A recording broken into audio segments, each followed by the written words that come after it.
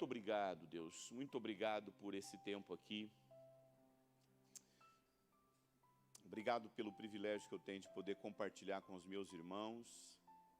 Usa a minha vida, Senhor, segundo o propósito pelo qual o Senhor designou. Eu não sou eficaz, eu apenas comunico a Tua palavra, mas quem transforma é a Tua palavra, Deus. Eu não posso transformar ninguém, é a Tua palavra que nos transforma. Eu sei que o Senhor separou uma palavra para essa noite aqui. Quando eu entrei aqui, eu sei que o Senhor separou uma palavra para essa noite. Por isso, fala ao nosso coração. Por Jesus que oramos, amém. Certa vez eu estava realizando um seminário, lá na minha base, na minha base da Jocum, e tinha um músico que era responsável para ministrar louvor nas aberturas das aulas, né? É um curso semelhante a esse que eu acabei de mostrar para vocês. Sempre a gente coloca lá um tempo de adoração, antes da palavra, geralmente como acontece numa igreja.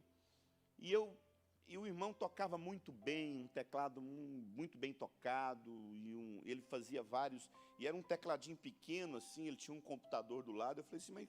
Ele falou, não, hoje não precisa mais de um tecladão. Se você tem um computador, você coloca todos os sons que você quer nesse teclado pequeno, através do computador, se você tiver. E ele tinha uma boa máquina. Mas, assim, ele era meio desprovido de uma voz, assim, bonita, sabe? Então, assim, ele tocava bem, ministrava bem, mas a voz dele era judiada de feia, entendeu? Tadinho dele. Aí eu cheguei para ele, claro que eu não falei que a voz dele era feia, assim, sabe? Mas eu cheguei para ele e falei assim, meu irmão, assim, você toca para alguém, tem alguém assim que você tem uma banda, né? Que eu queria perguntar que ele ministra com alguém, né? Porque parece que ele toca muito bem. Ele falou, pastor, hoje uma das coisas mais difíceis que existe é montar uma banda. Você já reparou que a maioria dos cantores tem carreira solo hoje? A maioria dos cantores hoje, eles cantam sozinhos. Eles podem até começar com uma banda, com a dupla. Mas você percebe que passa alguns anos, principalmente quando eles estouram no Brasil, eles começam a ter carreira solo. Amado, eu sou de igreja desde os anos 80. Eu me converti, eu sou crente desde do início da década de 80. Né? Então eu tenho muitos anos de igreja, eu tenho mais de... Se eu tenho 46 anos, eu me converti eu comecei a frequentar a igreja com os meus 7 anos de idade. Eu tenho quase 40 anos que eu frequento a igreja evangélica. Então eu lembro a primeira vez que eu ouvi primeiro o CD do Rebanhão, né? Eu lembro que a irmã Marlene, eu lembro direitinho. A gente estava ouvindo Rebanhão, ela falou assim, isso aí chama Mundanão. Que música mais horrível. Hoje Rebanhão, né, ficou passado, né, assim, já virou música do passado. Mas eu lembro das bandas, Rebanhão, Vencedores por Cristo, Logos, que já existe, né? Mas eram tantas bandas que a gente ficava impressionado, o tanto de música boa que nascia a partir dessas bandas. E na música secular também tinha muitas bandas, né? E ele falou, pastor, hoje a gente não consegue montar banda, porque ninguém suporta mais viver junto. Essa ideia de que a gente vai alugar um ônibus e todo mundo vai andar naquele ônibus, viajando pelo Brasil, ninguém hoje tem paciência com isso, não. É melhor você ter uma carreira solo, você vai ali, paga tanto para o tecladista, tanto para o cara da bateria, tanto para o outro cara. Você fica com todo o dinheiro para você e paga para as pessoas tocarem para você. Aquela ideia de que você recebe um pagamento, uma oferta e divide para todo mundo em partes iguais, porque afinal de contas é uma banda, é um grupo, não tem mais isso não. Hoje eu estou sozinho, a maioria dos músicos cantam e vivem sozinhos. Ora, por que eu estou dizendo isso, amado? Porque isso é uma das principais características da nossa geração. Nós somos uma geração extremamente individualizada. Nós somos uma geração onde a gente tem uma dificuldade enorme em nos relacionar uns com os outros. Não sei se você sabe, mas um dos principais motivos que os missionários abandonam o campo missionário, desistem da obra missionária, o motivo não é por questões financeiras, por questões ligadas à perseguição religiosa. A maioria, eu sou missionário, eu já vivi muitos anos dentro de uma base missionária. A maioria das pessoas que abandonam o seu chamado, não conseguem viver na vida missionária, é por conta pela dificuldade que eles têm de conviverem uns com os outros, na mesma base, morando no mesmo quarto. Nós somos uma geração extremamente individualista. A ideia do cada um no seu quadrado faz parte da nossa geração. Eu não sei se você sabe, mas as pesquisas dizem que a maioria dos pastores abandonam a vida ministerial, principalmente por conta da solidão que eles vivem na vida ministerial. Como eu disse para você, eu sou de igreja, amado, desde a década de 80. Antigamente a gente tinha a vida da igreja. A gente participava da igreja num todo. Então não tinha o dia da gente ir para a igreja. Ah, eu sou de ir no domingo. Ah, meu dia de ir para a igreja é no sábado. Não, amado. Qualquer programação que surgia na igreja era de todo mundo. Hoje, qualquer pastor sabe que cada um hoje tem o seu culto. Quem vem no domingo de manhã, não vem no domingo à noite. Se você vem numa segunda-feira, você não vai vir no domingo. A vida da igreja não faz parte mais de um todo. A gente virou crente de programação. O meu dia de ir na igreja é aquele dia. Por quê? Porque a nossa geração é marcada por isso. Se for para servir a Deus, for ter que conviver com muita gente, eu nem quero servir a Deus. Eu nem quero ir na igreja, é melhor ficar no meu canto mesmo. Eu gosto de sentar num banco, eu gosto de ouvir uma pregação e ir embora para minha casa. E quando a gente vai falar a respeito dos pastores, amado, é assustador.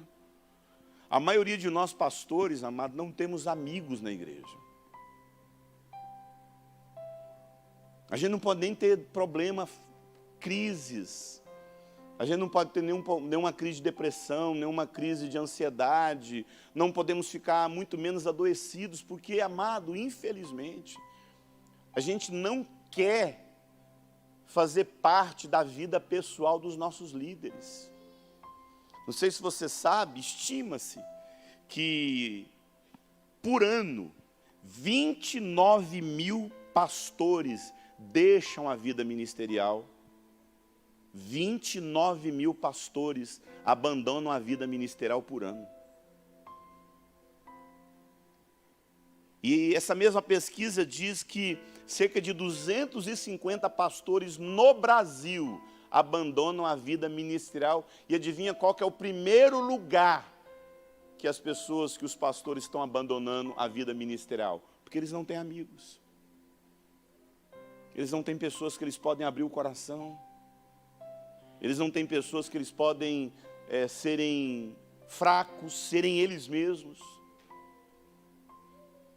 E 64% dos pastores deixam a vida ministerial porque eles não conseguem achar nenhum amigo na sua congregação. Eles não conseguem ter amizades. 34% deixam a vida ministerial por problemas familiares. E 23% abandonam a vida ministerial por problemas financeiros. Eu não sei se você sabe, nós evangélicos somos 43 milhões de evangélicos no Brasil. E curiosamente falando, o mesmo número de evangélicos que estão dentro das nossas igrejas é o mesmo número, é quase praticamente o mesmo número de membros que estão desviados. Quase 100% da população carcerária de Goiânia é crente desviado. Você vai lá no CEPAIGO de Goiânia, você não precisa nem evangelizar aquele povo, porque todo mundo é crente. Pastores. Nós somos quase 43 milhões de evangélicos no Brasil. E a mesma quantidade de gente desviada é a mesma quantidade de gente dentro de igreja. Chega a ser mais de 40 milhões de desviados que nós temos no Brasil. Desses 42 milhões de desviados, quase a metade não suportam viver na igreja. Querem Jesus, mas não querem o tipo de igreja que a gente se tornou. E por que eles não querem o tipo de igreja que a gente se tornou? Porque eles não conseguem achar irmãos e amigos dentro da igreja. Só frequentantes, só pessoas que frequentam cultos. Querem Jesus, querem Deus, mas não querem saber do tipo de igreja que muitas vezes a gente se tornou.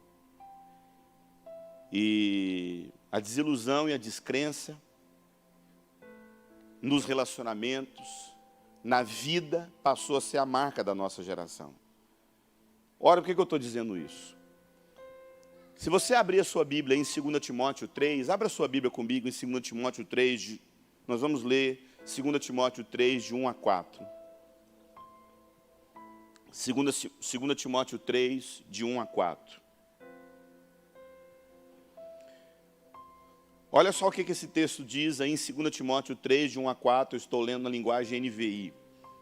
Sabe, porém, disto, que nos últimos dias sobrevirão tempos difíceis, tempos trabalhosos, as coisas seriam difíceis, porque haverá homens amantes de si mesmo, serão avarentos, serão presunçosos, soberbos, blasfemos, desobedientes aos pais, ingratos, profanos. Verso 3, sem afeto natural, irreconciliáveis, caluniadores, inconsequentes, cruéis, sem amor para com os bons. Noutra tradução fala, sem amor para com os amigos, para com a família, traidores, obstinados, orgulhosos, mais amigos dos prazeres, dos deleites, do que amigos de Deus. Amado, eu queria enfatizar, principalmente, duas sequências de palavras aí, que está no verso 2, que diz, amantes de si mesmos. Como existem pessoas na nossa geração que só pensam no próprio umbigo. Gente que não consegue enxergar o outro. Gente que não para pensar que existe alguém do seu lado que precisa de uma palavra.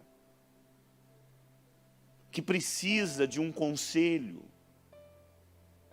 Eu ouvi uma pesquisa de um cara, uma pesquisa não, uma monografia que um estudante fez no curso de sociologia, aonde a monografia dele, ele fez uma pesquisa, e estava no final do ano do curso que ele fazia naquela faculdade de 6 anos, e a monografia dele, ele fez um experimento.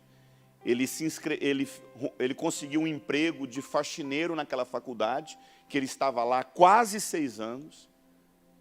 Ele conseguiu um emprego de faxineiro, e há quase 6 anos ele estava naquela faculdade, e ele se vestiu como faxineiro, e ficou 1 mês trabalhando ali.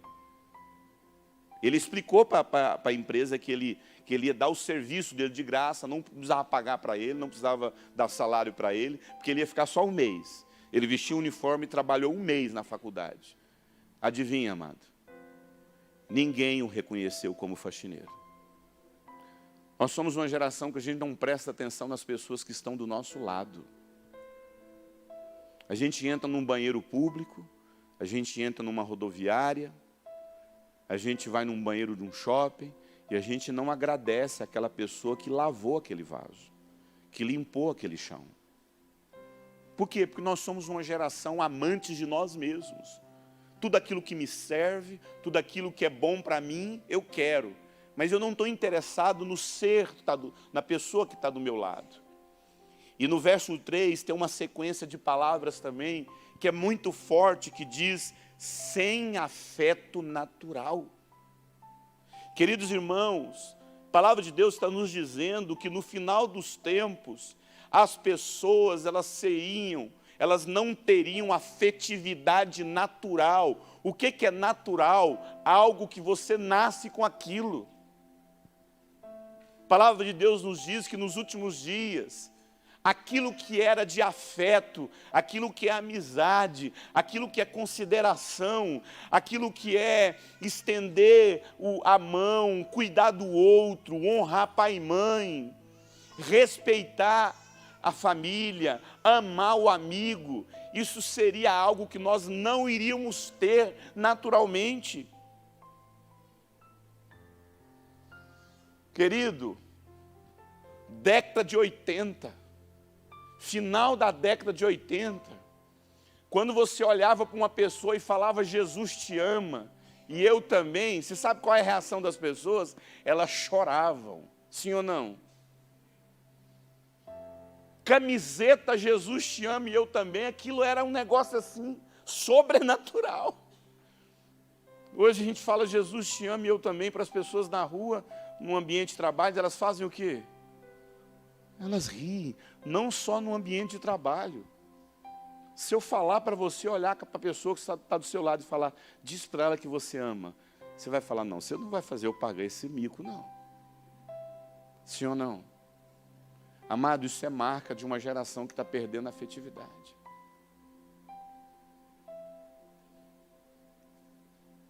É gente que fica enfurnado dentro de um quarto e não consegue sentir saudade de ninguém. Uma geração, amado, eu estava ministrando um retiro, semana retrasada, lá em São Paulo, e era uma pousada linda, muito bonita.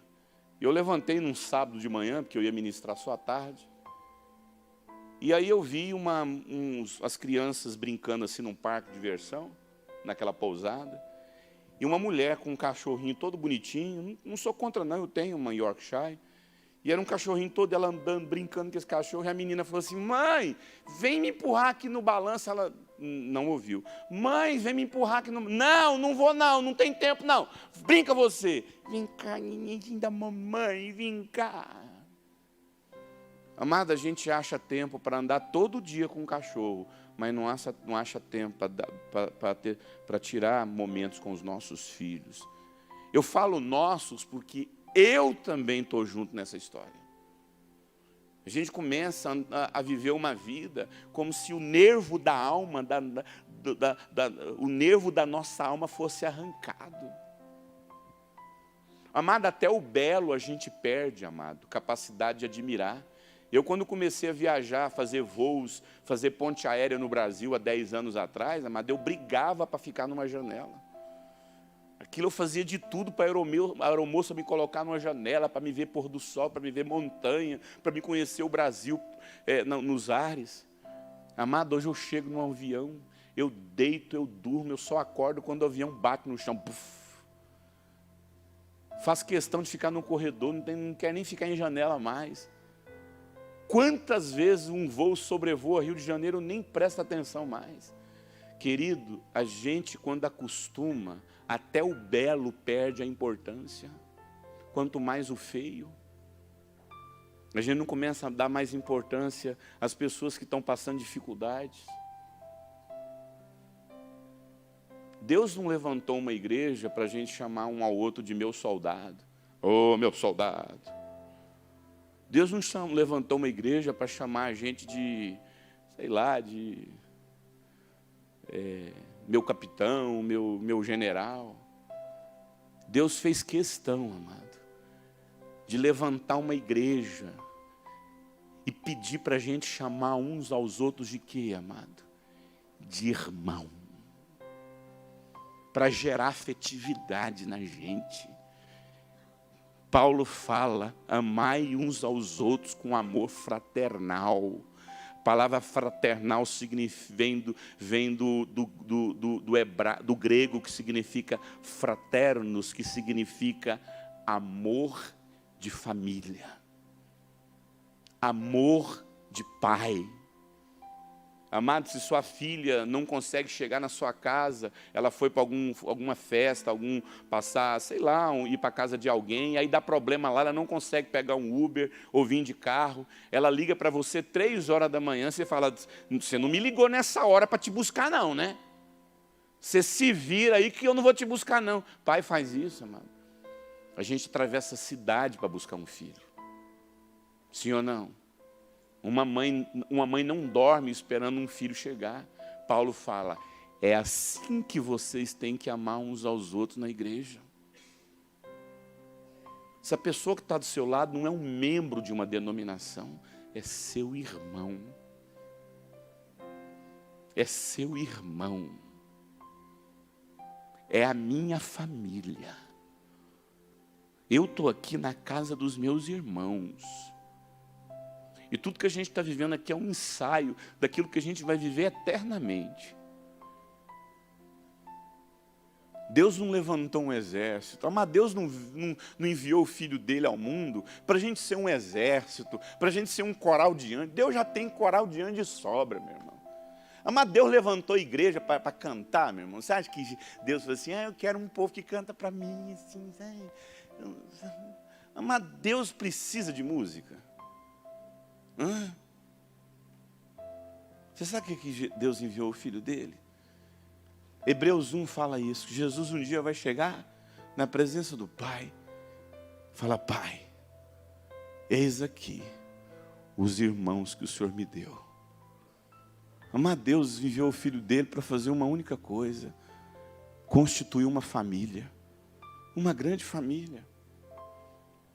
E muitas das vezes, amada, a gente não para pensar, porque a gente começa a se habituar. Igual eu me habituei com voos, e eu não tenho mais assim, interesse em ficar olhando mais na janela dos voos, ficar na janela.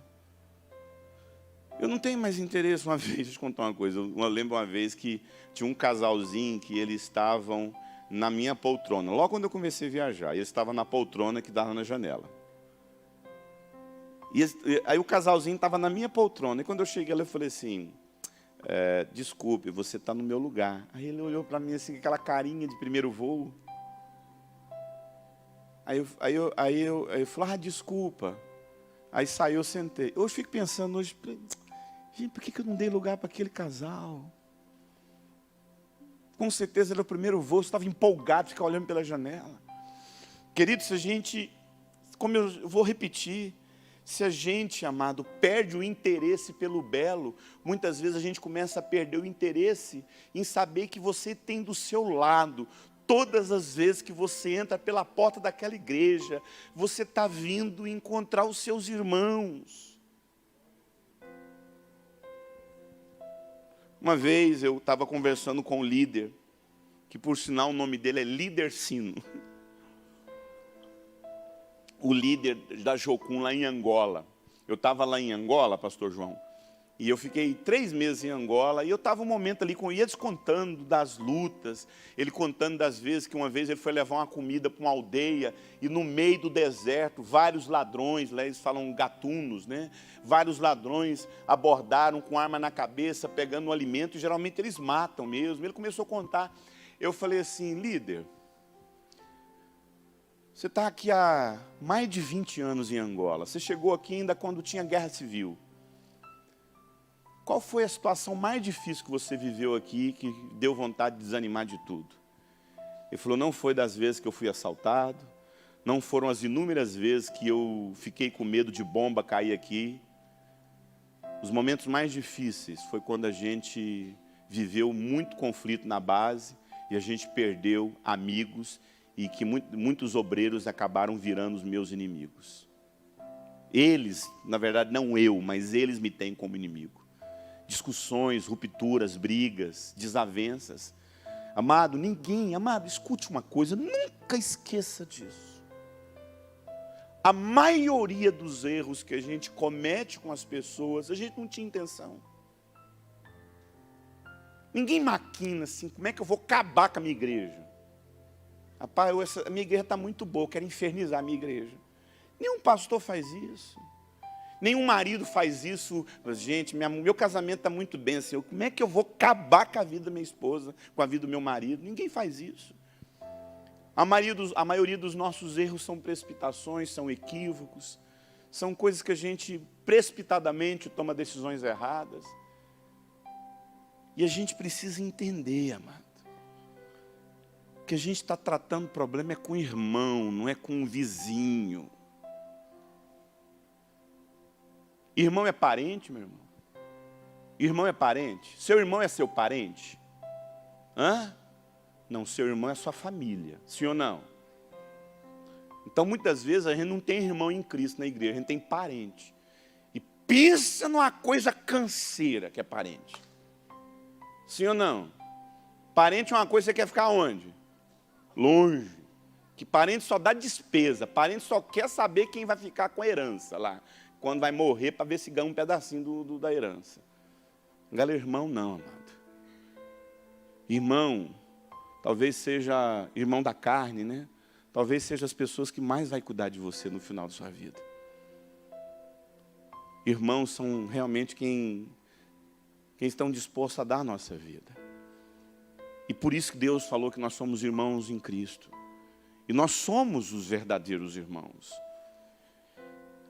Eu acho interessante assim, quando você, não precisa abrir sua Bíblia, eu só vou citar. Jesus ele fala o seguinte lá em João 17, a minha oração é que eu oro não apenas por eles, mas eu rogo também por aqueles que vão crer em mim. E por meio dessa mensagem, eu oro para que todos eles sejam um, assim como eu sou um com o Pai. Como eu estou em ti e tu estás em mim, eu oro para que eles estejam uns nos outros. Para que eles sejam um como o Senhor é um comigo. Que eles também sejam um como nós somos. Porque será assim que o mundo vai acreditar que o Senhor me enviou. João 17, 20. Amado, na oração sacerdotal de Jesus, ele não orou por mais poder, ele não orou por autoridade, para subjugar demônios. A oração de Jesus, o centro da oração, da última oração que Jesus teve antes de ir para a cruz, é para que nós fôssemos um em Cristo.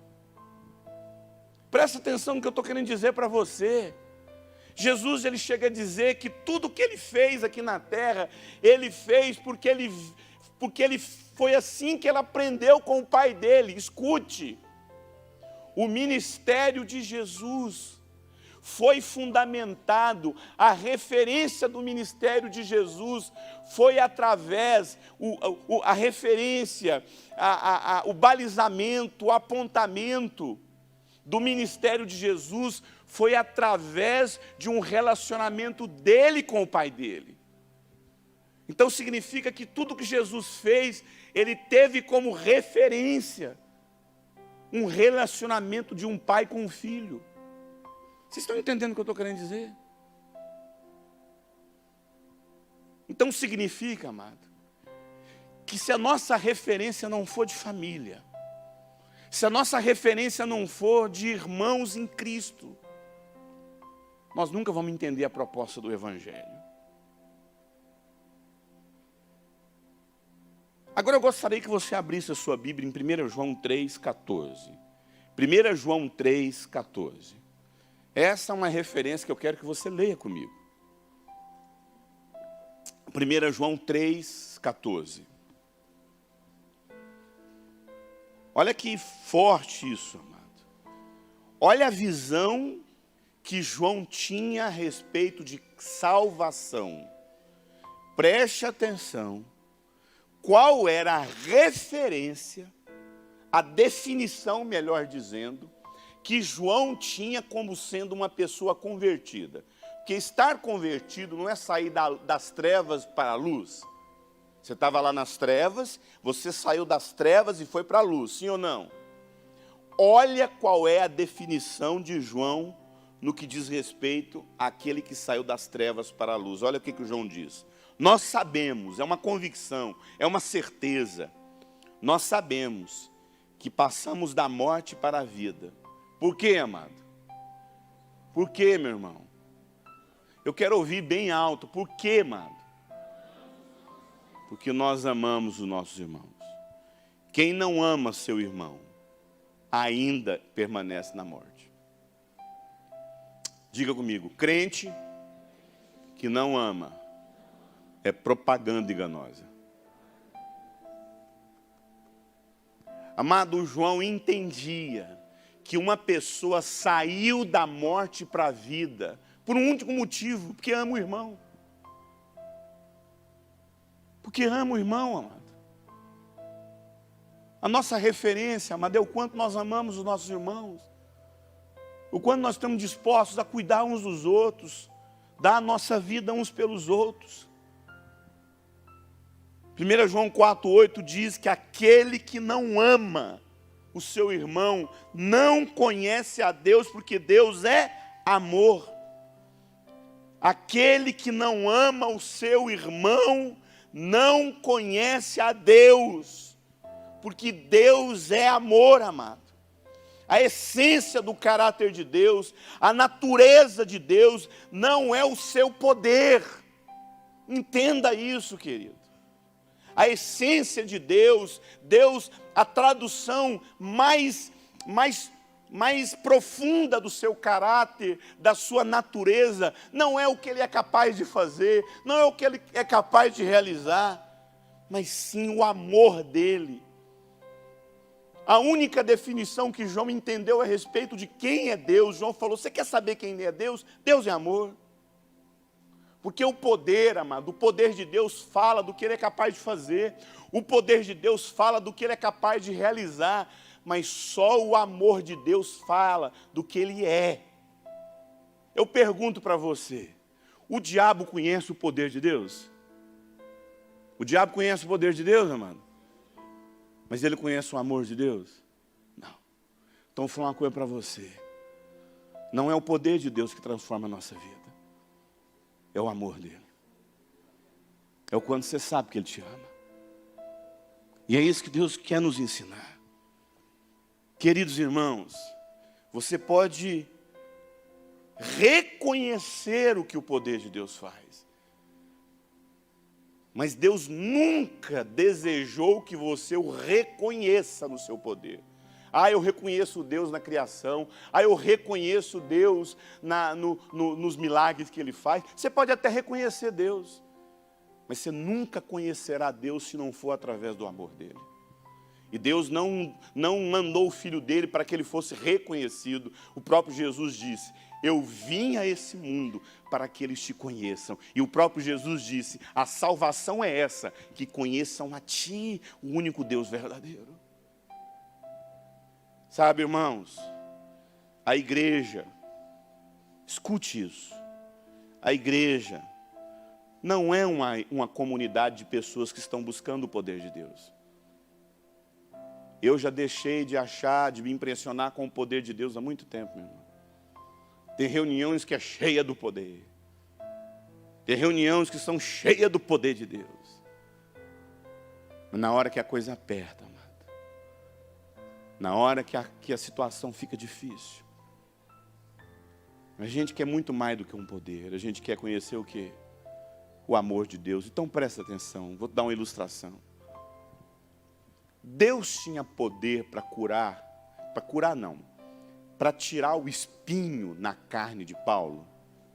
Porque a gente nem sabe o que é isso, né? O que era esse bendito espinho? Mas uma coisa eu sei, a Bíblia fala, e o Paulo chama esse espinho de mensageiro de quem, amado?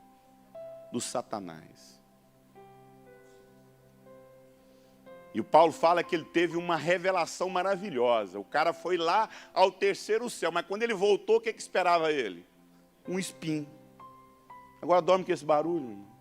Você viu o que ninguém viu, você percebeu o que ninguém percebeu, você discerniu o que ninguém discerniu, você enxergou o que ninguém tinha enxergado até agora. Você vem a falar, agora você vem tomado do poder de Deus. Você fala, gente, eu vi coisas que ninguém viu. Aí quando você chega, Deus fala assim, não, pai, para você não se envaidecer com aquilo que eu te dei. Foi colocado, então significa que ele não tinha aquilo. Um espinho na carne. E o Paulo entrou numa campanha com Deus. 3 dias de campanha. Deus, arranca meu espinho, Deus. Deus, o teu poder pode arrancar. Pode, amado. Mas posso falar uma coisa para você? Deus amava tanto Paulo, que entendia que tudo que ele precisava era um espinho. Então posso falar uma coisa para você, amado?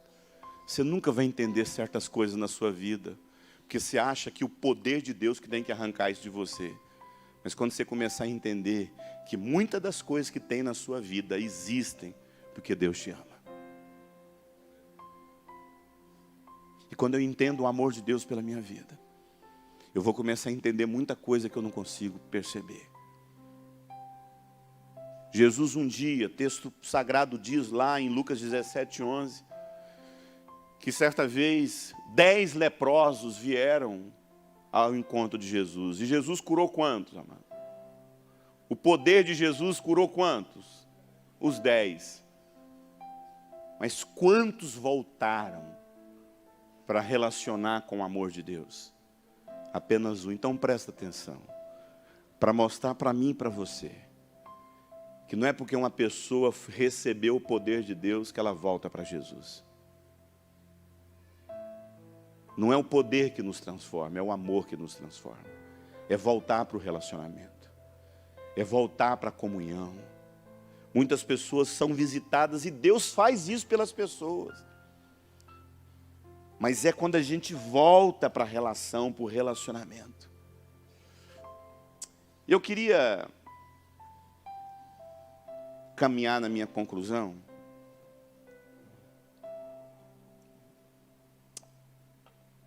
Eu, há um tempo atrás, na verdade há uns anos atrás, eu vi um filme, que esse filme foi muito polêmico no mundo, né, no planeta Terra. Foi um filme produzido por mártires escoceses, não sei se eu pronuncio certo, é isso mesmo, né? Martin Scorsese. Esse filme foi produzido em 1988, um filme chamado A Última Tentação de Cristo. Eu não recomendo esse filme para ninguém, né? É um filme assim que você tem que ter assim, uma certa frieza para assisti-lo. Ele é um filme pesado, tem muita cena pesada, principalmente de nudez nesse filme. E esse filme foi um filme muito polêmico, assim, banido. Principalmente a Igreja Católica excomungou esse filme. E um dia eu estava nas lojas americanas, né, que eu gostava de comprar filmes, antes de surgir Netflix, né, comprava muito DVD, e me deu vontade de comprar esse filme. Eu falei, vou comprar esse filme, até porque eu colecionava muito filme bíblico, eu tenho muito filme bíblico. Falei, vou comprar A Última Tentação de Cristo para fazer parte da minha coleção. Filme cristão, né?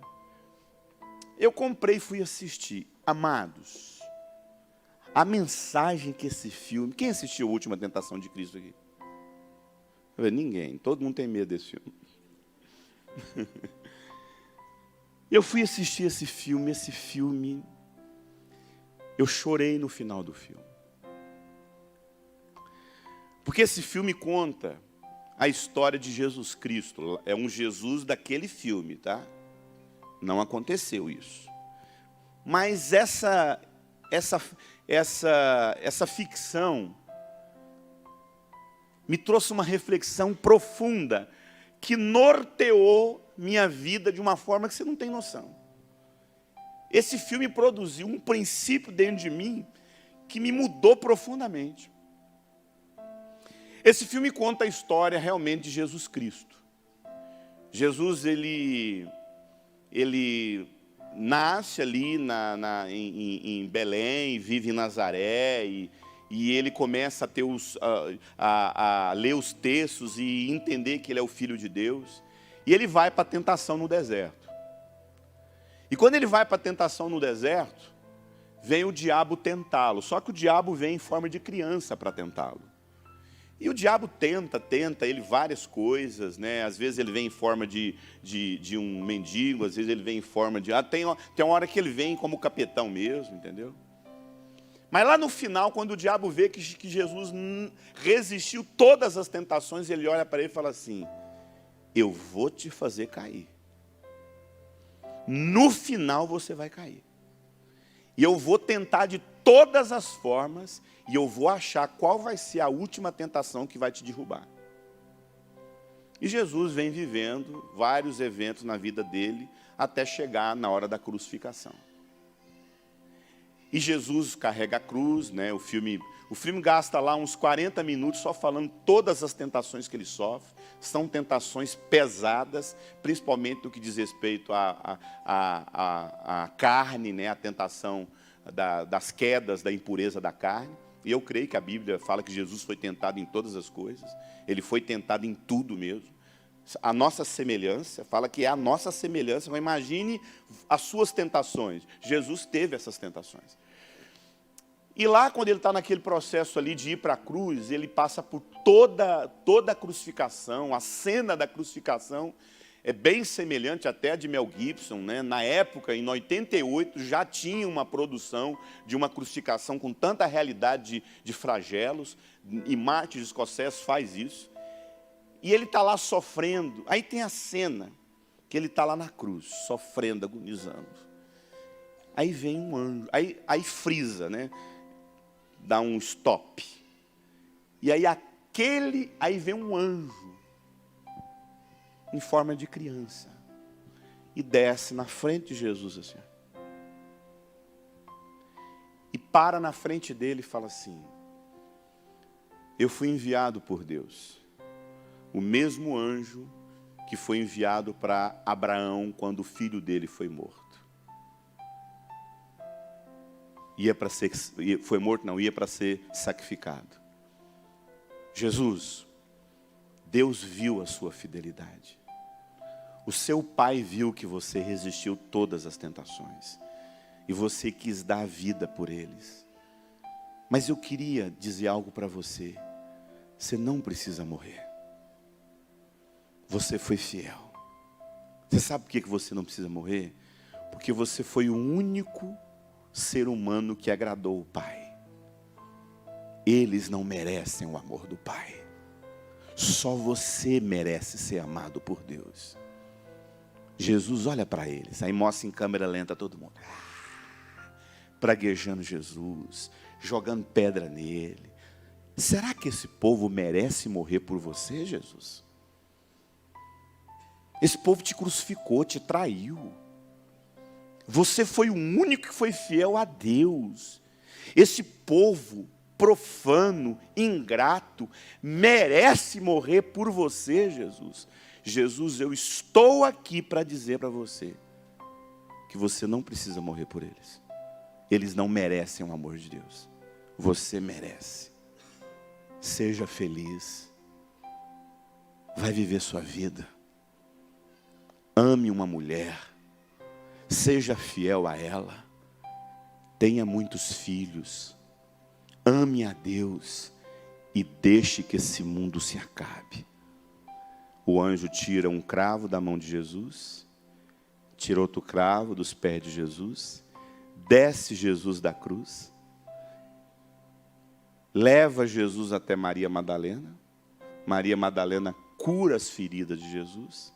Jesus toma Maria Madalena por esposa, casa com ela, tem filhos com ela, ama a Deus, vive fiel a Deus por toda a vida, e chega na vida bem velhinho, bem vovozinho Jesus. E ele está morrendo lá numa cama de velhice. Quem chega na casa dele para despedir dele que estava morrendo de velhice? Todos os discípulos. Uns sem braço, outros com cicatrizes profundas, alguns já tinham até morrido. Aí chega Pedro, para na frente de Jesus e fala assim: a gente ficou sabendo que você está aqui. E a gente vem aqui despedir de você.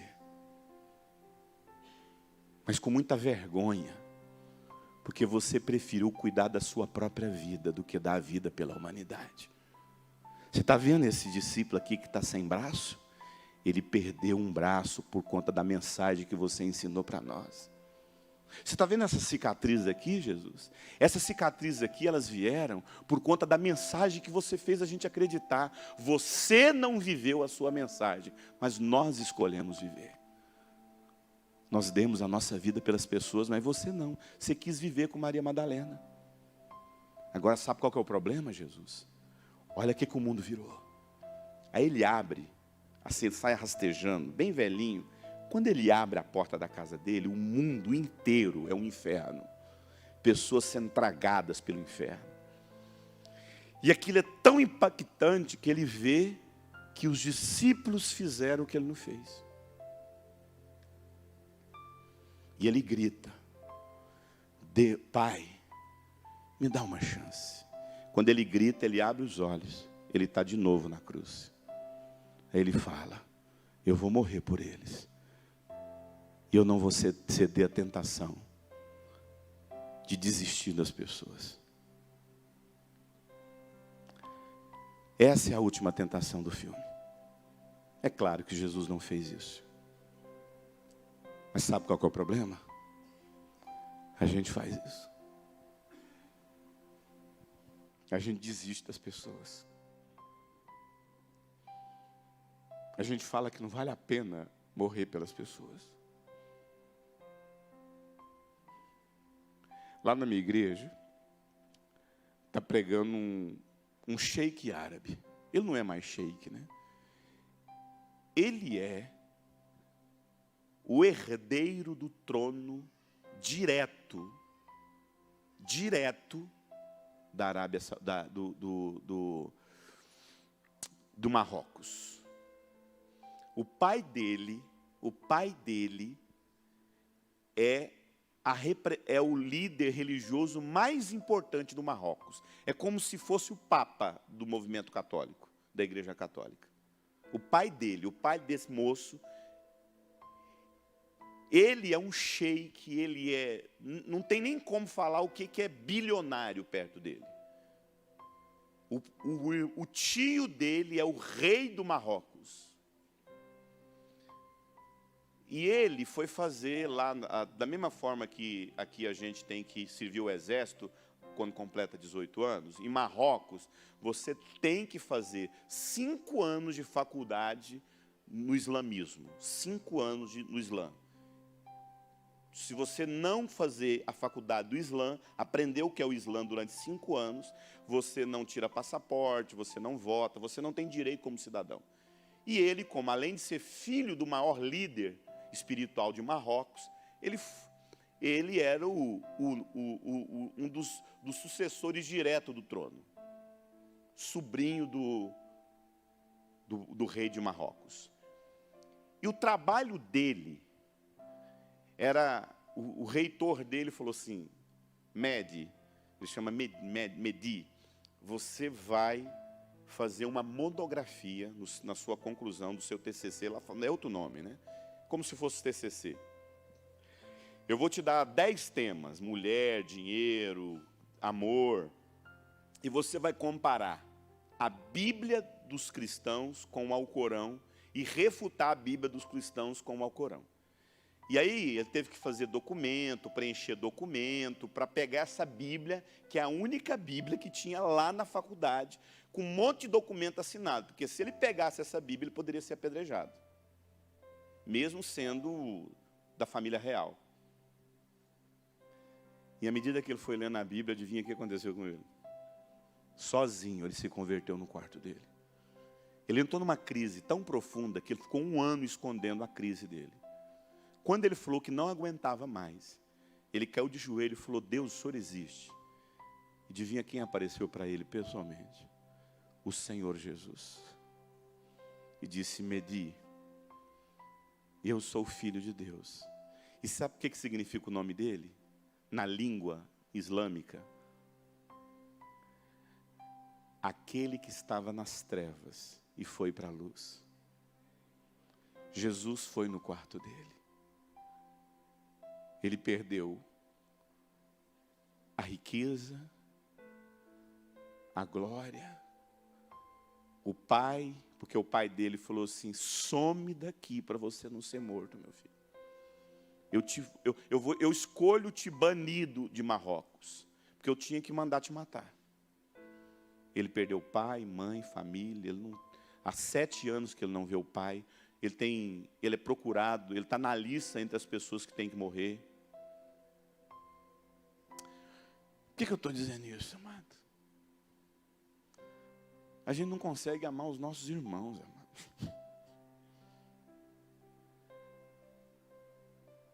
E Jesus disse que se a gente não consegue amar os nossos irmãos, como é que o amor de Deus pode estar na gente?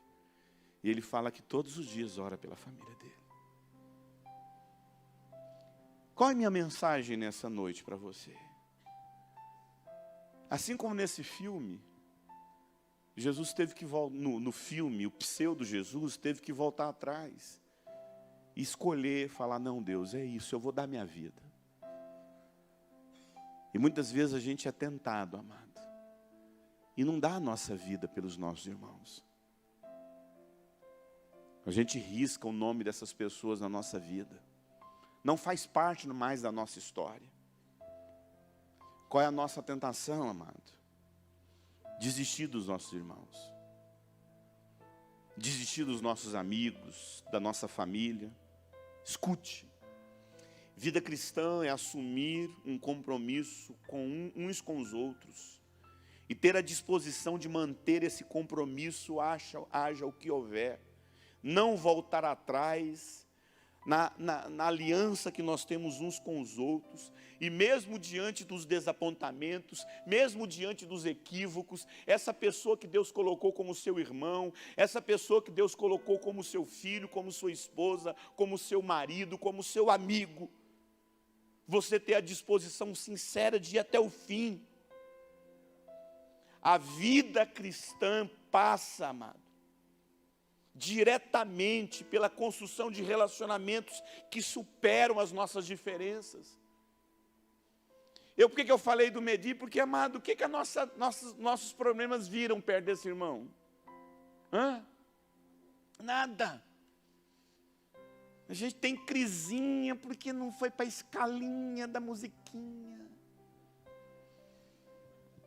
A gente tem crise porque o pastor, amado, eu sou pastor.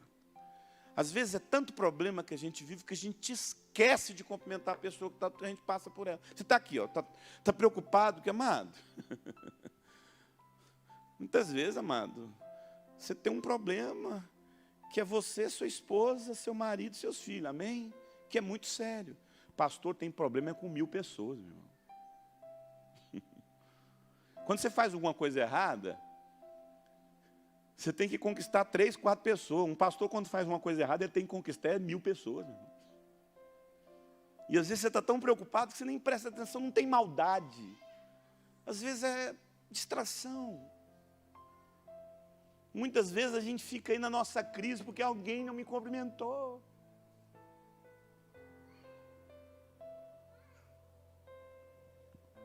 Gálatas 6:2. Abra a sua Bíblia aí para a gente finalizar.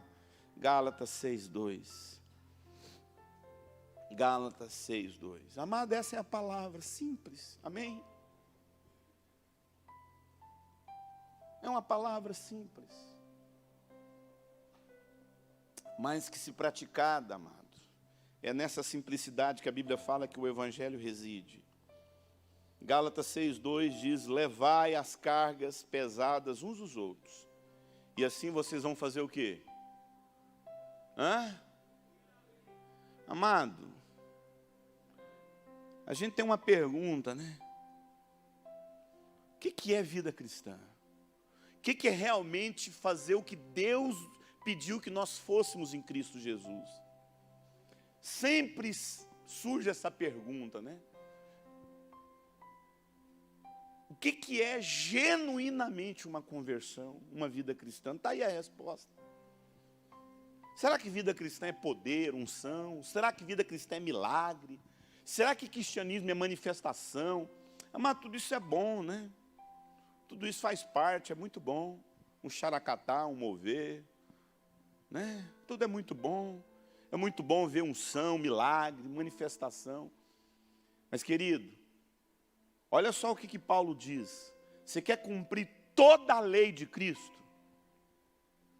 Ajude seu irmão a carregar os problemas que ele tem na vida.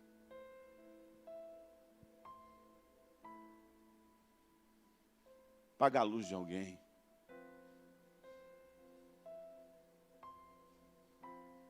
Ajuda esse irmão a amar o filho dele que está desviado.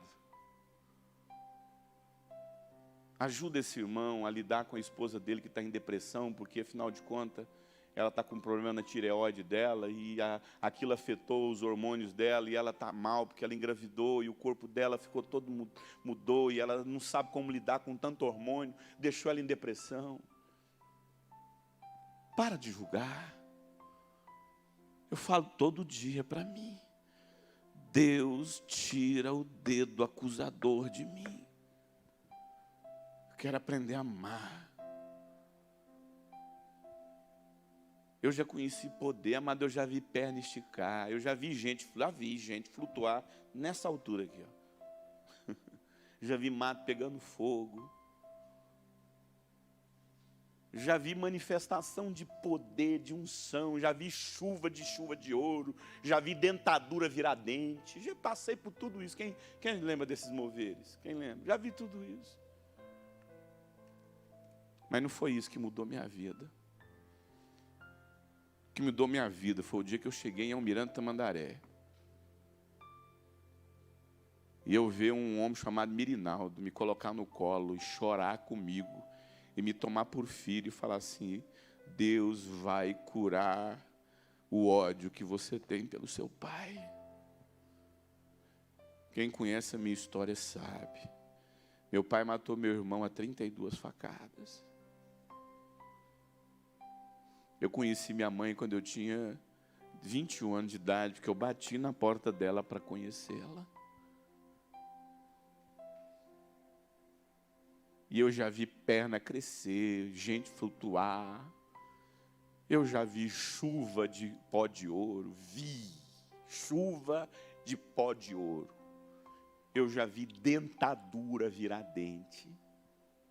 Eu lembro uma vez que tinha um dente cariado, eu ficava assim: Deus, bota um dente aqui. Deus nunca botou. Entendeu?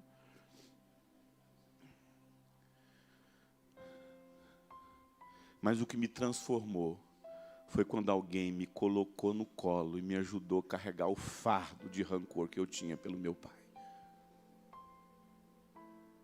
Isso que é vida cristã, amado.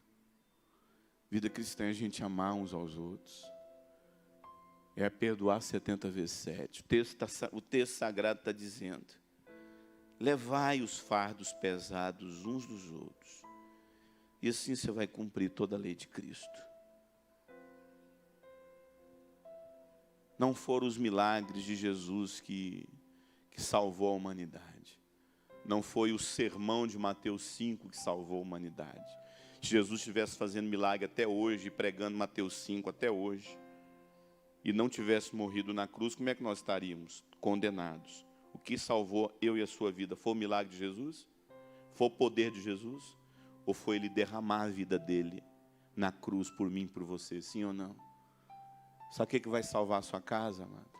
É você ficar pedindo o poder de Deus para matar seu marido, matar esse endemoniado, pesar a mão sobre fulano. Não, meu irmão. É quando você vai amar essa pessoa que não merece ser amado. Sabe qual a mensagem que eu tenho para dizer para vocês nessa noite? Simples, simples. Uma mensagem simples. Muitas das vezes, amado, tem gente que está aqui, que não crê mais em Deus,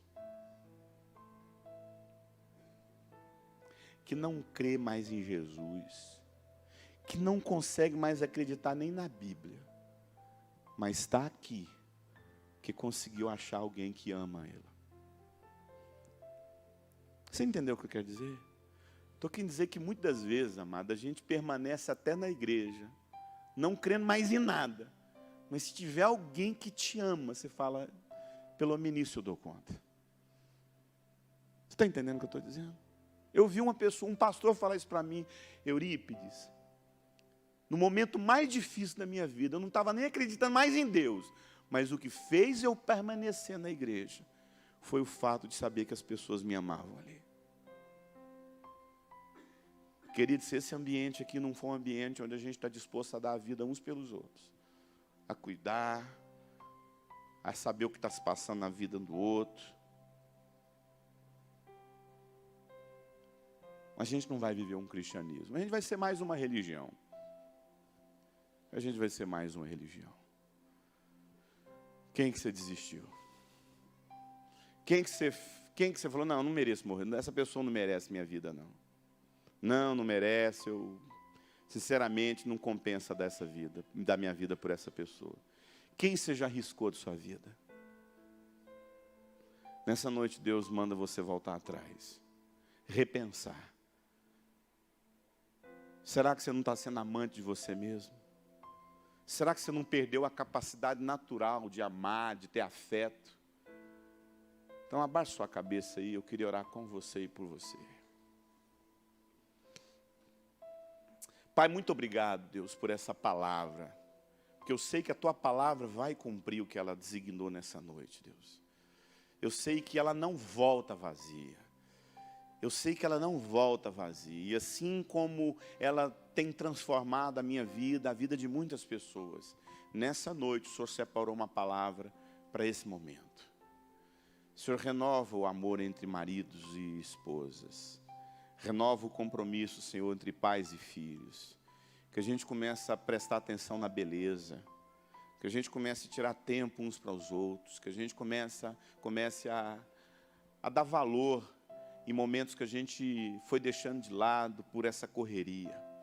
Que a gente não ouça a voz do diabo dizendo, salva-te a ti mesmo. Pensa em você. Desista dessa pessoa. O Senhor me mostra aqui homens que já tinham decidido largar suas esposas. Deus preparou esse momento para você.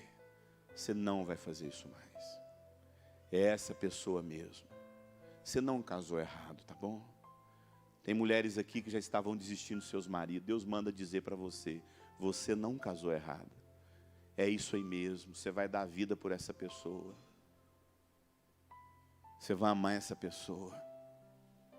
Senhor, reconcilia os corações. Tua palavra diz em Efésios 2:11 que o Senhor derrubou o muro de inimizade. O Senhor nos reconciliou, o Senhor destruiu toda inimizade. Senhor, se há inimigos aqui, se há pessoas que não têm que destruíram a amizade no seu coração, que estão distantes de amigos, estão distantes de parentes, estão distantes de pessoas, em nome do Senhor Jesus, que o poder da reconciliação, que o evangelho da reconciliação, diga nessa noite que nós fomos reconciliados uns com os outros, e Ele derrubou o muro de inimizade que havia entre nós. Deus tira a inimizade do pai com o filho. Senhor, em nome do Espírito Santo, em nome do Senhor Jesus, e pelo poder que há no Espírito Santo de Deus, e pelo poder que há no Evangelho de Cristo,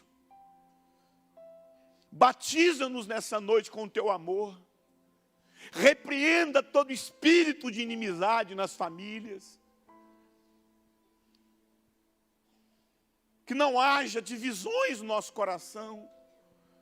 Todo espírito de divisão, todo espírito, Senhor Deus, de inimizade, seja destruído das famílias nessa noite. Eu profetizo amizade no nosso coração.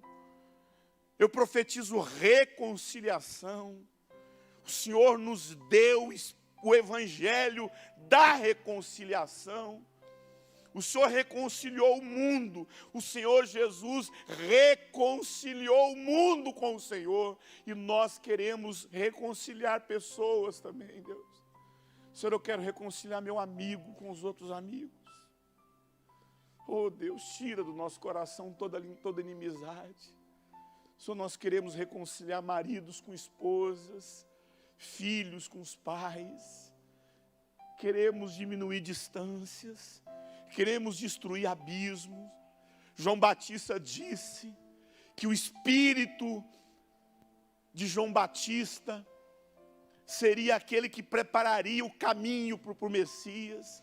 O espírito de Elias, a voz de João Batista, que diz que todos os abismos seriam levantados, todas as montanhas seriam niveladas. Isso significa que o Senhor faria caminhos aplainados, amados. Senhor, eu declaro caminhos aplainados nessa igreja, Deus. Eu declaro que esses irmãos não terão mais inimizades, que eles terão um tempo aqui, Senhor Deus. O Senhor manda dizer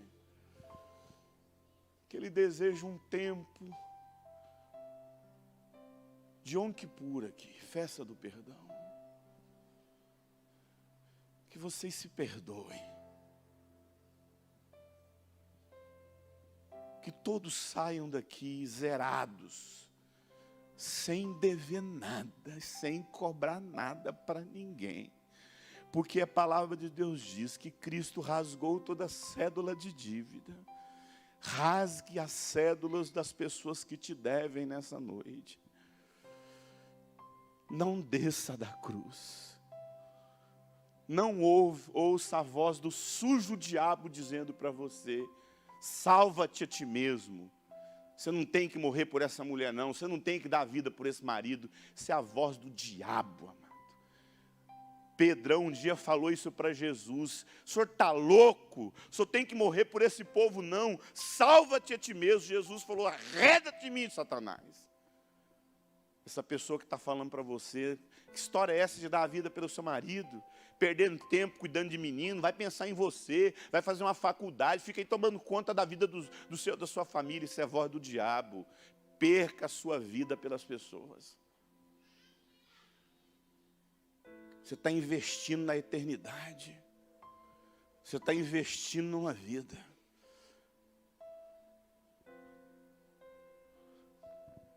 Não se poupe. Não desça da cruz.